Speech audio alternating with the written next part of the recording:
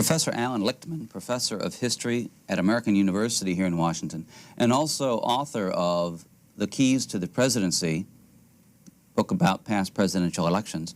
What guide does history offer in predicting the outcome of the current presidential race? History shows that this is one of the more difficult presidential races to predict. It shows George Bush is right on the brink of defeat, but not necessarily over the brink at this point. What I've discovered in looking at history is that there are 13 key factors that in every election from 1860 to 1988 correctly forecast the outcome of U.S. presidential elections. Essentially, the keys are indicators of incumbent party strength and performance. The theory behind them is elections are essentially referenda, up or down on the performance of the party in power. I suppose we should talk in a little bit more detail about what those 13 elements are, but I have to ask you before we get into detail, are these immutable? Do you expect that these will always be true indicators? Nothing in history, of course, is immutable. We predict the future based upon the past. We have a considerable amount of past precedent, 33 elections from 1860 to 1988, but that is, of course, not enough to determine the future. Future is not determined by history, it is predicted or forecast by history. Plus, unlike most prediction systems, the keys do give us some basis for making historical judgment.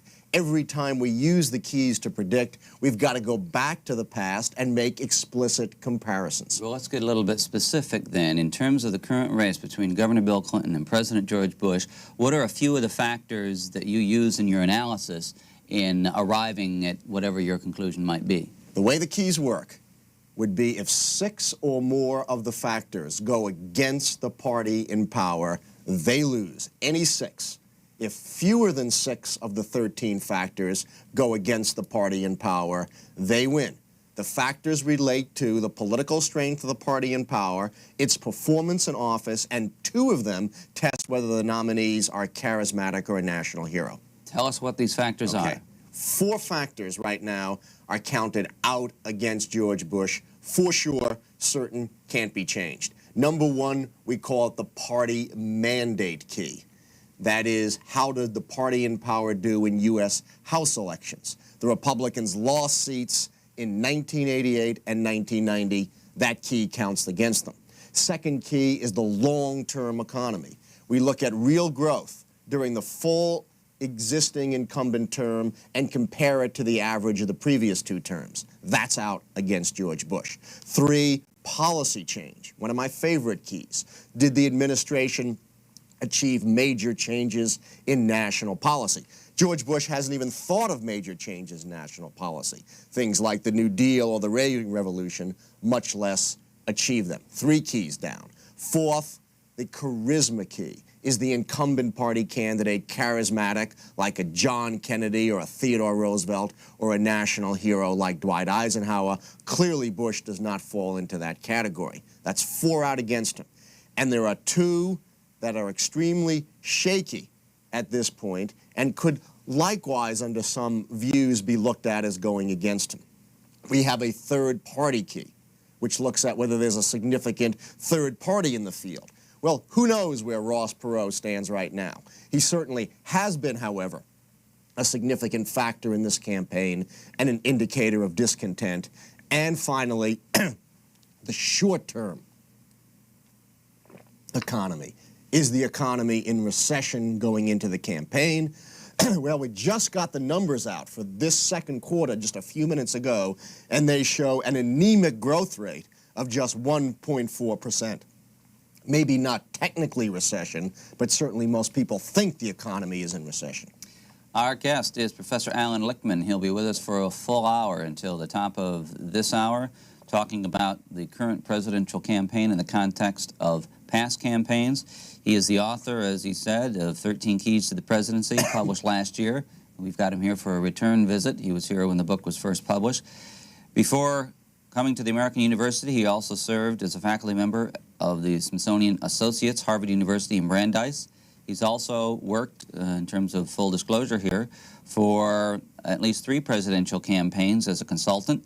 Senator Ted Kennedy in 1980, Sergeant Shriver in 1976, that's the vice presidential ticket, and John Anderson in 1980. We'll go to the phones shortly. That was actually Shriver trying to become president in '76. He was on the vice presidential ticket in '72. That is correct. I also, for full disclosure, consulted with the late Lee Atwater prior to the 1984 Republican presidential campaign. You've studied how many of the races? Every election since Lincoln and Douglas in 1860. Do you think that there has been enough dramatic change in our communication system, and I'm thinking of satellite, telephone, videotape, cable television, you name it, 800 numbers, that sort of thing, to change some of the elements? That's one of the interesting questions that people always ask us. Hasn't TV, high-speed computers, satellites, and everything else changed our politics? Yes, it's changed the way politics is conducted, but it hasn't changed the way in which voters make their decisions. The electorate is still essentially a pragmatic one, and it still essentially makes its decisions up or down on how the party in power has performed, and no amount of TV manipulation, spin control, punditry, handling has changed that, because it's the big picture, things like the economy, like what happens in Congress, like foreign policy, that turn elections. First call for Professor Allan Lichtman, this from Radcliffe, Kentucky. Go ahead, please, you're on the air. Hello, I'd like to ask, how is the president responsible when the Democrats own both houses, and less than a year ago, they tried to vote themselves a 51% sale raise? Caller, let me ask you, would that pay raise affect your vote for president? Yes. The Democrats are the ones that hold both houses. They're supposed to save money. Do you and associate... then you find out about the postal scam and everything else, and that's all Democrats hold majority. Most of the Democrats are the one getting caught. Do you associate Bill Clinton, a governor of Arkansas, with what the congressional Democrats do? I reflect to them, because if you say Democrats take the whole thing, what do we got? Now who are we going to blame? We're going to blame just like they did Carter. Thank you. He makes an interesting point. If we were voting up or down in referenda form on the U.S. House of Representatives, we would probably vote all the rascals out. But we are not voting on the House. We're voting on the presidency. And for good or ill, the president gets the credit or takes the blame for the state of the country. Presidential elections are referenda on the state of the country, uniquely so. Next call, Coco, Florida. Go ahead, please. Florida. I think we lost Florida, but gives me a chance to mention that, and this is the book, by the way, you've got some advanced praise listed on the back, and you do mention, you did mention Lee Atwater, and he's quoted here as saying that, as far as I'm concerned, the authors are geniuses. The book, The 13 Keys to the Presidency, are almost infallible. They were predicting a Bush victory way back when no one thought he had a chance. And then George McGovern is quoted as saying, hallelujah, after all these years, the keys to the presidency proves that 1972 wasn't all my fault. I think it's Paducah, Kentucky, coming up next. Paducah, you're on the air. Go ahead. It seems to me that over the past couple of years, there's a phenomenon here that I just don't understand, and I'm just curious whether your guest feels that the American public understands or can see through this phenomenon, and that is that George Bush's popularity seemed to be rated as good even prior to the Gulf War. When the Gulf War came along, his popularity went up into the 80s or 90s, depending on what polls you're looking at. Of course, now it's supposedly down the tubes. I think that over the last year and a half, it's looked almost like an advertising campaign every single day in every single newspaper and every single news broadcast that's happened. And I noticed your guest mentioned a few moments ago that no amount of TV, I think was his comment, or no amount of manipulation. It's all based on performance, the outcome of the election. But back to my point, it seems to me that there's been this campaign by partisan opponents to the president's position that says the only way that we can win the election, our number one goal is partisanship, and the only way that we can win the election is to, I hate to use the phrase, but bush bash, or just find, we'll attack the honesty, we'll attack the position of all of his positions and so on. And unfortunately, that's what has been carried in the media exclusively, it seems to me, for the last year and a half. I'm just curious, can the American people see that this has been a, if you will, I mean, there's no amount of dollars that can buy such an ad campaign that's been waged against George Bush and the Republican Party for the last year and a half. Couple of answers. Number one, that's why we call our books Prediction Without Polls. That's the subtitle of the 13 Keys to the Presidency, because the polls are deceptive. George Bush was never as popular as the polls make out, and Clinton is probably now not nearly as far ahead as the polls make out. As far as the partisan attack on the president, that's politics. They attacked him just as hard and just as strongly in 1988, and he fought back just as hard and just as strongly. What makes this election different from 1988, though, is George Bush now has to run on the record of 4 years of economic hardship and his own seeming lack of policy vision to make that change. That's what makes the partisan attacks different this year than '88. And certainly Mr. Clinton has also been the recipient of some pretty hard knocks in the press. The press goes both ways. It does tend to go in packs. Right now, Clinton is riding high and they're attacking George Bush. That could change very quickly in this campaign. Can you predict when a campaign will be negative? Always. And usually negative in the fall. Remember, those Willie Horton ads, the ACLU, Boston Harbor, really didn't come into play until the late summer and fall, after, in fact, we made our prediction in print in the Washingtonian magazine in May of '88, which came out in April. Ken DeSalle, my co-author, and myself said, forget the polls, because Bush was double digits behind then. Forget the pundits. George Bush is a shoo-in. That was before any of those ads aired. George Bush didn't win in 1988 because of negative ads. He won because of the afterglow of the Reagan years, the performance of the economy, the performance in foreign policy. This year, it's very different. The negativity won't be interpreted by the public in the same way. Do you think the Republicans or the Democrats will use negative campaigns this year to a greater or lesser extent than 4 years ago? Well, it's hard to imagine this being a more negative campaign than 4 years ago, but it may well. You can certainly expect the Republicans to be using a highly negative campaign because they think they're in trouble, and they want to show that that kind of upbeat, all-American, pro-family guy that we saw at the Democratic Convention, which was kind of an ethnic king family festival, is not the real Bill Clinton. But the real Bill Clinton is Slick Willie, not Ernest Bill, and they're going to pound away on that. Memphis, Tennessee is next. Go ahead. Good morning. Thank you for the opportunity. I'm very interested, not particularly in the factors where George Bush is going downhill or has already gone, but in the factors that you see as his very strong points. I'd like to start working against them.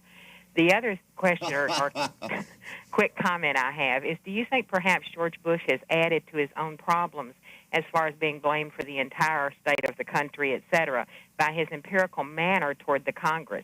I will present you and you will present to me. That certainly has made him the scapegoat that he wanted to be, apparently. Well, I'm always happy to give out to both sides the strengths and weaknesses. We detailed the weaknesses of George Bush. The strengths are fairly obvious. They come in the foreign policy field. We have two keys related to foreign policy.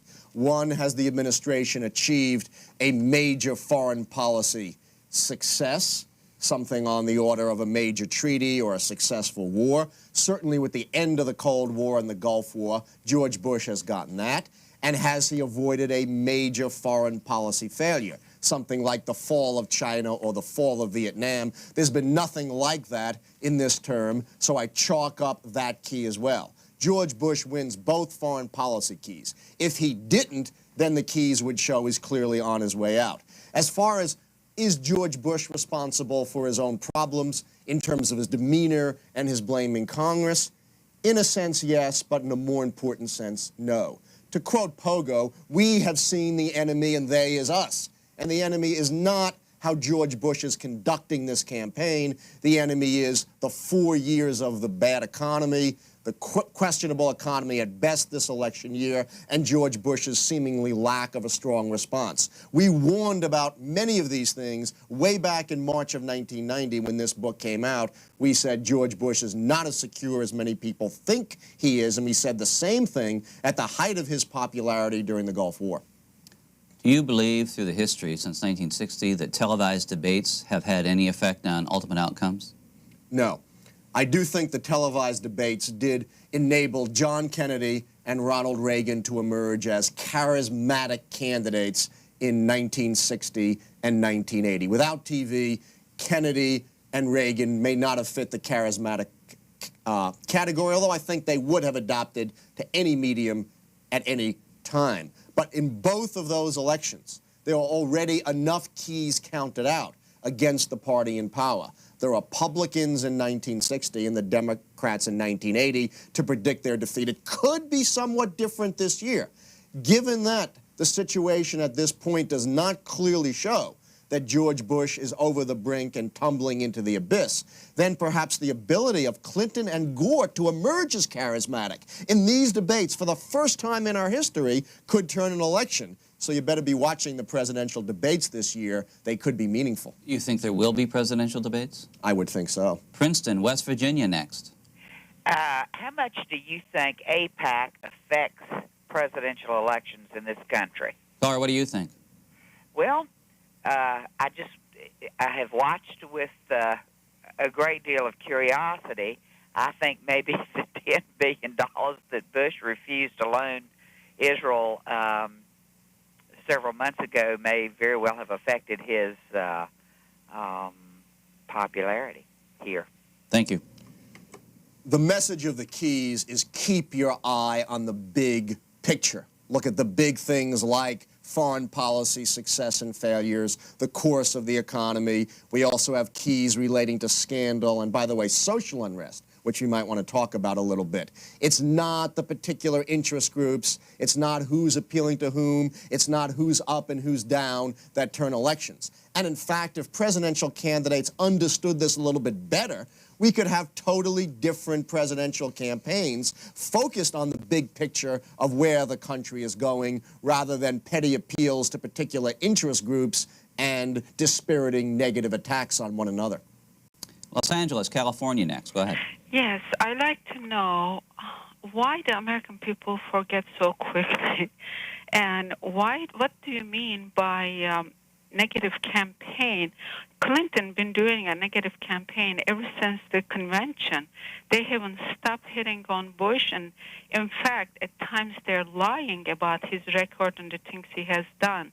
Also, I'd like to know, Al Gore evidently sold his vote to the biggest time giver in the Senate. He wanted to know during the Gulf War how many minutes he would be on television before he made his decision which side he was going to vote for. I'd like to hear about that. Thank you. Well, you always get negativity on both sides. Absolutely, the challengers are going to bash the president, bash the president's record, and as Al Gore said, try to show it's time for a change. What the incumbents, of course, are going to try to do is bash the inexperience of the challengers, is bash the character of Bill Clinton in this case, because they think he's vulnerable there, and also try to show that these guys are really old-fashioned George McGovern liberals dressed up in moderate Democratic Leadership Council clothing. As far as Al Gore, I have no knowledge of him, selling his vote in any way on the Gulf War. Did your analysis start in 1860? Actually started in 1856. Okay. Was Lincoln a third-party candidate in your assessment in 1860? No.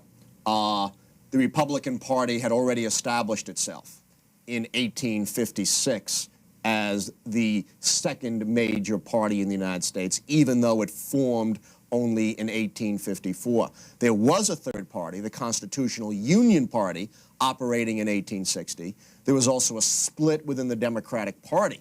Although Stephen Douglas, the little giant, was the regular nominee of the Democratic Party, there was also a Southern faction. So there were third parties operating in 1860, but it wasn't Abraham Lincoln. Interestingly, in 1864, which in some ways resembles 1992 as an election where everything didn't fully form until late into the campaign. There was some talk about forming a third party of radical Republicans to challenge Lincoln, because until Sherman took Atlanta in September, the course of the war seemed stalemated, and many Republicans were dissatisfied with Lincoln's handling of the war. Johnson City, Tennessee is next. Yes, it is. I would like to know, I've always been of the impression that history repeats itself, and I would like to know what are the types of people that are doing the majority of the voting in presidential election. Are they rich, poor, middle class? What race? Most versus least? Women versus men? And secondly, do you think that the percentages will be different in this year's presidential election? Well, the whole premise of my book, The 13 Keys to the Presidency, is that history does indeed repeat itself, because this is prediction based strictly on historical factors, not on the ups and downs of the polls. In terms of who participates in American presidential elections, well, these elections, of course, bring out the largest turnout of any American election, but it's sad to say that turnout is only about half of the voting age population, except, I believe, for Switzerland. We're dead last by a long margin among industrial democracies in voter turnout, and I don't look for any big change this time. It may even slip down below 50%. In terms of the demographic profile of the voters, in fact, women have now become a majority of the electorate.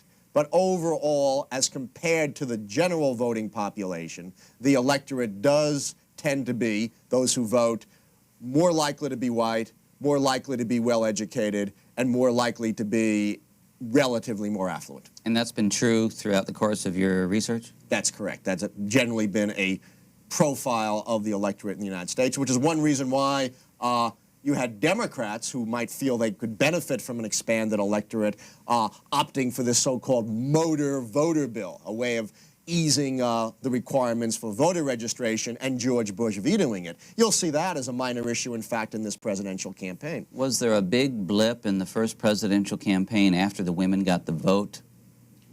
After the women got the vote, in fact, turnout declined quite sharply in 1920.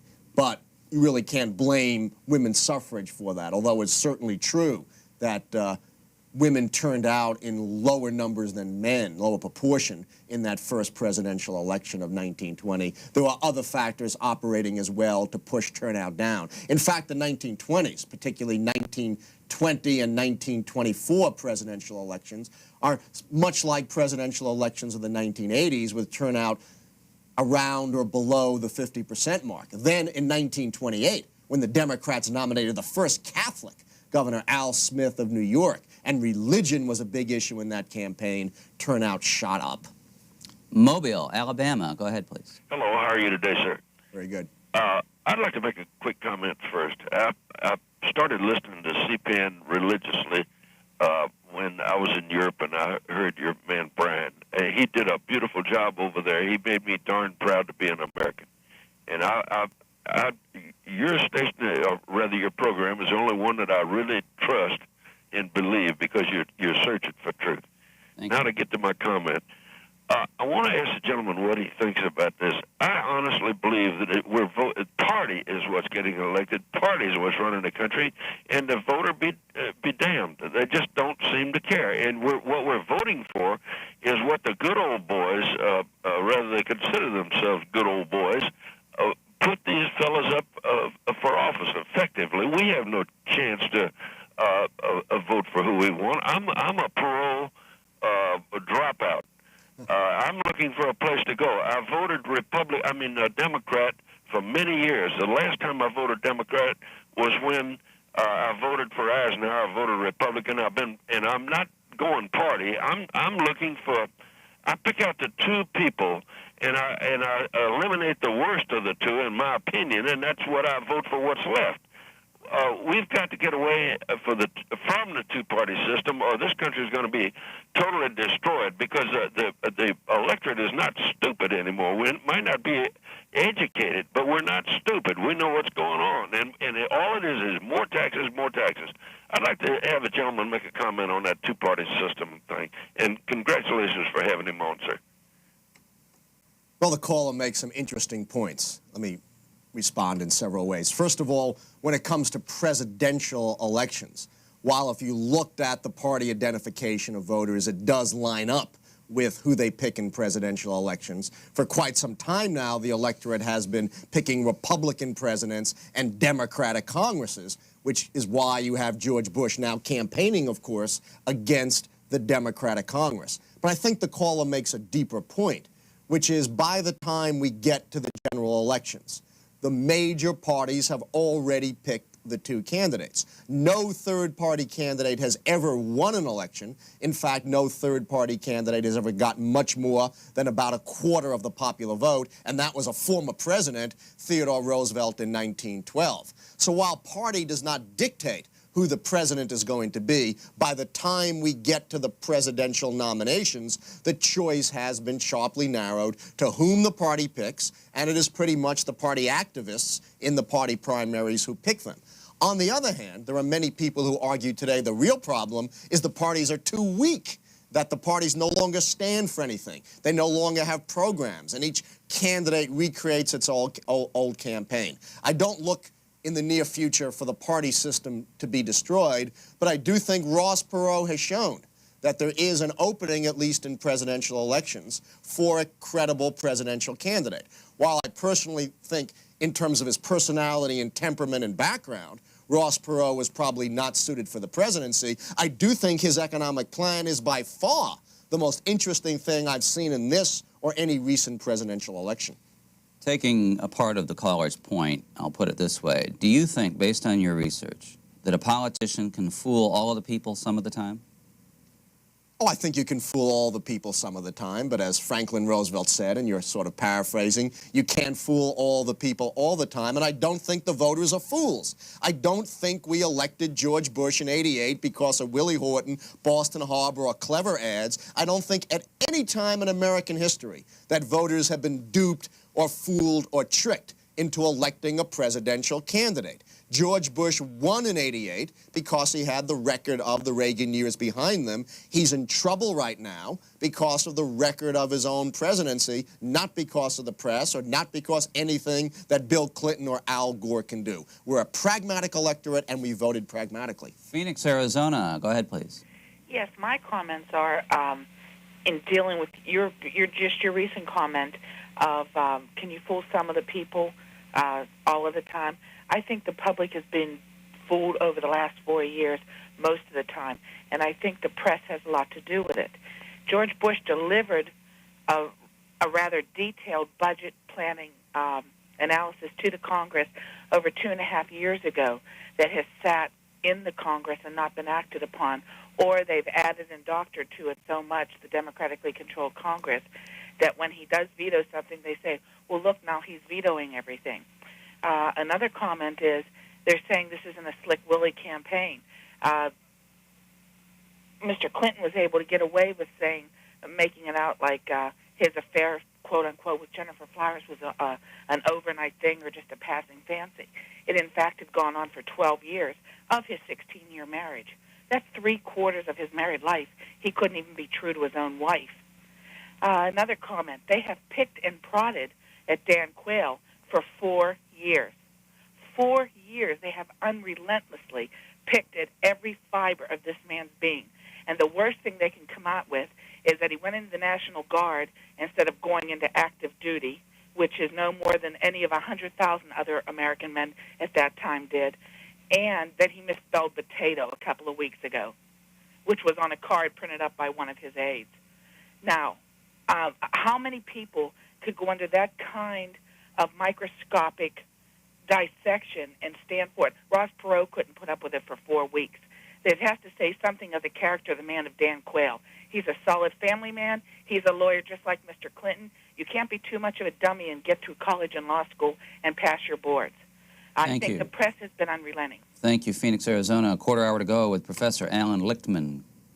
Press is always unrelenting. That's what presidential politics is all about, and indeed, Ross Perot was too thin-skinned to take it. The press has been bashing Bush, it has been bashing Quayle, but let's not forget just a few months ago, the favorite whipping boy of the press was Bill Clinton. Remember that horrible cover, it was either Newsweek or Time, of Clinton the man in trouble, the man with the character problem, and the press may well go right back in this campaign to bashing Bill Clinton because the press moves as a pack. But I assure you, if we had a 4-year robust economy, a president who had some really dramatic ideas for the country like Ronald Reagan did, and a booming economy this election year, Dan Quayle spelling a potato, the bashing of Bush would count for nothing in this campaign. How much does the second half of the ticket affect the presidential race? I was asked this question in 1988, and I did think Dan Quayle was a bad choice, personally, for vice president. He kind of reminds me of one of my own bad students, frankly, and I said that long before the potato controversy. Doesn't seem educable enough to be president, but I also said I thought it would make no difference. We don't vote the bottom of the ticket. We vote the top of the ticket. The greatest vice presidential pick of all time was in 1948, when Tom Dewey, the governor of California, picked Earl Warren, the governor of California. They were up against Harry Truman from Missouri and Alban Barkley from the neighboring state of Kentucky. Well, Truman, as you know, went on to win the election of 1948. The Republicans lost, and they didn't even win the state of California. Look to the top of the ticket, look to the big picture. Hanover, Maryland is next. You're on the air. Hi, thank you for taking my call. I just kind of wonder, where has this popularity of Bill Clinton come from? It seemed, like you said just before, that before he was very unpopular, he hardly made it through the early primaries, and now all of a sudden this is all we hear, and he has this enormous lead over the president. And with that, I'm wondering, why hasn't the president come out and campaign furiously now? It seems like he's taking a very long time to get on with it and get out there and start counterattacking Bill Clinton. And all you hear is Bill Clinton attacking George Bush. As I said, I was just wondering where all this popularity from Bill Clinton has come from all of a sudden, even before the convention. Thank you. It's a very good question. It's come from a number of sources. It's obviously come primarily from people's dissatisfaction with the incumbent. That's what made Ross Perot popular, even though people didn't know anything about Ross Perot. And that is essentially what's made Bill Clinton popular. He's not George Bush. He's not the incumbent president. Second thing that helped Clinton a lot was Ross Perot and George Bush going after each other, hammer and tongs, right before the Democratic convention, when Clinton could sit back and be the only one looking presidential. Third thing that counted big time for Clinton was he discovered what Richard Nixon knew back in 1972, the value of an orchestrated, scripted, upbeat, pro-American, pro-family kind of convention. He pulled it off perfectly. You didn't see the kind of counter-cultural squabbling. You didn't see the pandering to interest groups that we usually see at Democratic conventions. But remember, the press moves as a pack. It can turn on a dime. Bill Clinton is the favorite now. He could be the guy with a horrible cover on Newsweek in a month from now. Colorado Springs, Colorado. Good morning. I have a comment that I'd like your guest to comment on. I think one of the smartest things that Clinton has done is that he's not bashing Reagan. When I hear Democrats come on and talk about Reagan, Bush, just like Reagan and Bush were the same, which of course they're not, it just makes, I realize they don't respect me. But Clinton doesn't bash Reagan. And, you know, when I read that Bush's campaign manager was a financial contributor to R.T.M. Morris here in Colorado, which is just such a betrayal of principle. I'm looking for someone that's going to respect me, and I feel like Clinton is showing more respect for the people that really loved Reagan than Bush is. Thank you. I agree with your caller. I think Clinton is smart in not bashing Reagan. He's running against Bush and the Bush record and should focus on that and not focus on Reagan. But remember, though, the Republicans haven't had their shot. Republicans are playing a very high-risk game of poker here. They are presuming people are going to focus on the Olympics. They've got time to regroup. They're going to make their big hit at the Republican convention and after Labor Day. It's a high risk because George Bush isn't out there campaigning and does seem to be slipping in public esteem, and bad news like a growth rate of just over 1% doesn't help. One of the themes of your prediction system is the constancy of many elements. But I wonder if you think as much comment was made after Governor Clinton's selection of Senator Gore that regionalism is dead. Do you believe that? I do, at least for the time being. Things in politics have a way of resurrecting themselves, but I think Clinton made the right decision in picking the man rather than the region. I think presidential elections, as he knows, and maybe he's read my book, because one of the things we talk about is presidential elections, I hope he has, are won across the board. They're not won by picking out electoral strategies, appealing to one or more interest groups or particular regions. Other elections may be won by coalition building and regional strategies. Presidential elections are won by the major factors that are going on in the country and are won across the board. Not since 1888 has there been a difference in the popular verdict and the Electoral College verdict, even in such eyelash close elections like 1960. Liberty, New York. Go ahead. Good morning. Good morning. I mostly have a comment.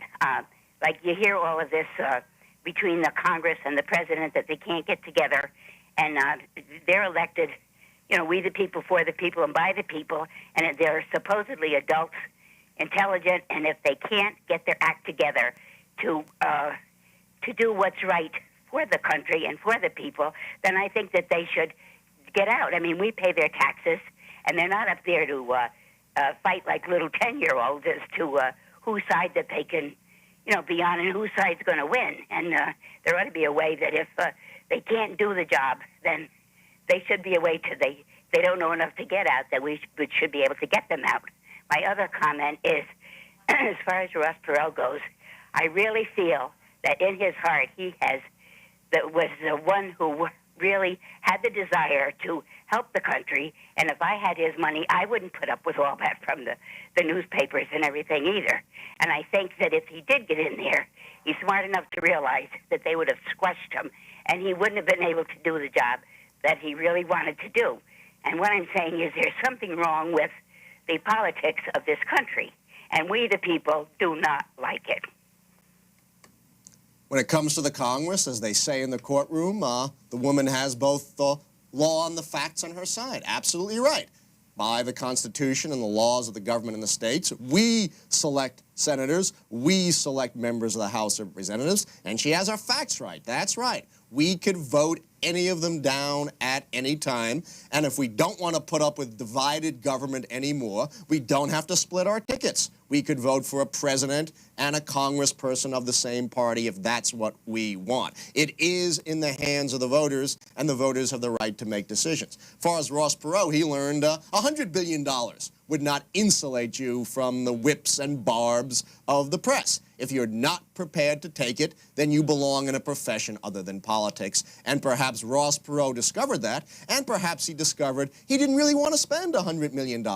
He's a businessman. He's used to getting a return on investment, and he saw he wasn't going to get a return on his money, so he got out of the race and essentially let go his supporters in the same way you let go workers. And I really feel for those people because a lot of them put their heart and their soul into the Ross Perot campaign and were kind of left high and dry back with the old politics of the Republican and Democratic parties. In your opinion, is there many more or less disaffection among the American electorate in 1992 as compared with any other time in the past, but particularly with the rise of the Bull Moose Party? When was that, 1912? 1912. I think there's more disaffection, ironically, in 1992 than there was in 1912, although those kinds of historical comparisons are always difficult. In 1912, what Teddy Roosevelt and the Bull Moose Party really represented was a factional split within the Republican Party. The incumbent president, the huge man William Howard Taft, represented the old guard conservative wing of the Republican Party, and the former President Teddy Roosevelt was very tired of Taft's style and his seemingly supporting the conservatives, although one could make an argument that on the record he was fairly progressive. So Roosevelt went out and split up the Republican Party, leading to the election of the Democrat Woodrow Wilson, first Democrat to serve since Grover Cleveland in the 1890s. Perot is a different phenomenon. He's not a faction within a party. He represents generalized discontent in America. Charlotte, North Carolina, next. Yes, hi, Mr. Lichtman. Hello. Appreciate your analysis here. It's been very interesting for someone like myself who's kind of a political junkie. Thank you. You've been talking a lot about the big issue. First of all, I hope you feel sorry for me because I am one of those millions of disaffected former pro supporters. I think that, just as a note, a lot of us were not necessarily so enthralled with Mr. Pro as maybe a person or a personality, but were very much enthralled with his vision for what maybe the domestic economy could do in the future, and some of the problems that we are facing right now on the domestic side, particularly as it relates to maybe the budget and deficit. But I was wondering, I think if I've been paying attention at all this morning, you've listed so far 6 of the keys, 4 against Bush, 2 of them for him, particularly on the foreign policy keys. What do you see as maybe the 7 remaining keys will be the most significant, and which ones are the ones that are going to be determined later on, closer to November? It's a great question. By the way, I agree with you. While Perot might not have been personally fitted for the election, he certainly has ideas that should be discussed in this campaign. I'm going to just tick down the keys. We've got 3 minutes. I can do it in one. There are 4 political keys. Number 1, the party mandate key. Did the party in power gain seats during the term? In the U.S. House, the Republicans lost seats in both 88 and 90. Count that one against them. Number 2, the contest key. Was there a major contest for the incumbent party nomination where the challenger got about 1/3 of the delegate vote? Well, Pat Buchanan ran his mouth a lot, but he didn't get very many delegates. His challenge fizzled. The contest key counts for the party in power. 3, the incumbency key. Is the incumbent party candidate the sitting president? Of course Bush is. That key counts for them. Finally, the 4th political key is the third party key. Is there a significant third-party movement? That's the one I give a question mark. Certainly, Mr. Perot has had a significant effect on this campaign and may well continue to have a significant effect. We need to wait and see. There are then 2 economic keys. The long-term economy, which compares real growth in the term to the average of the previous 2 years, clearly down for George Bush. He's got the slowest 4-year growth since the very negative growth during the Hoover administration. And the short-term economy is the next key. Is the economy in recession going into the campaign? Well, technically we may not be, but I think the perception appears to be that we are. Right now I give that a question mark as well. We then have 5 general performance keys. The first of those is policy change. Did the incumbent party achieve major policy change, like the New Deal or the Reagan Revolution? Clearly down for George Bush. Number 8, scandal. Is there major scandal like Watergate or Teapot Dome touching the presidency? Nothing like that so far. Key number 9, social unrest. Is there sustained social unrest during the term? We had the LA riots. It remains to be seen whether such social unrest will be sustained. So far it hasn't been. Give that one a question mark, but leaning to the party in power. I already discussed the 2 foreign policy keys. Did the administration achieve a major success abroad? George Bush did with the Gulf War and U.S.-Soviet relations. Did the administration avoid a major setback, a major one, like the fall of China? So far, nothing like that in this term. Bush wins the 2 foreign policy keys. The last 2 keys are the only ones relating to personality and the only ones bringing in the challenging party. Key 12 is the incumbent party nominee charismatic or a national hero, a Kennedy or an Eisenhower? Clearly no on George Bush. And finally, key 13, have they avoided facing a charismatic, challenging candidate? So far, Bill Clinton and Gore have not emerged as someone as charismatic as Kennedy or Theodore Roosevelt, but look to the debates. So 4 solidly against Bush, two that could lean against Bush, the third party and short-term economy, and question marks on social unrest and challenger charisma, or those lean in favor of Bush. This is the book published a year ago, 13 Keys to the Presidency. Our guest, Allan Lichtman, Professor of History at American University. Last question, 20 seconds. Are you making a prediction? Not yet. In September, and this is not angling to have me back on the show, after the Republican convention, the Perot movement and the economy becomes a little bit clearer, there will be a definitive prediction. Thank you, Professor Lichtman. Appreciate your time this morning. My pleasure. To our audience, thanks for watching. Thanks for your calls. Have a good day.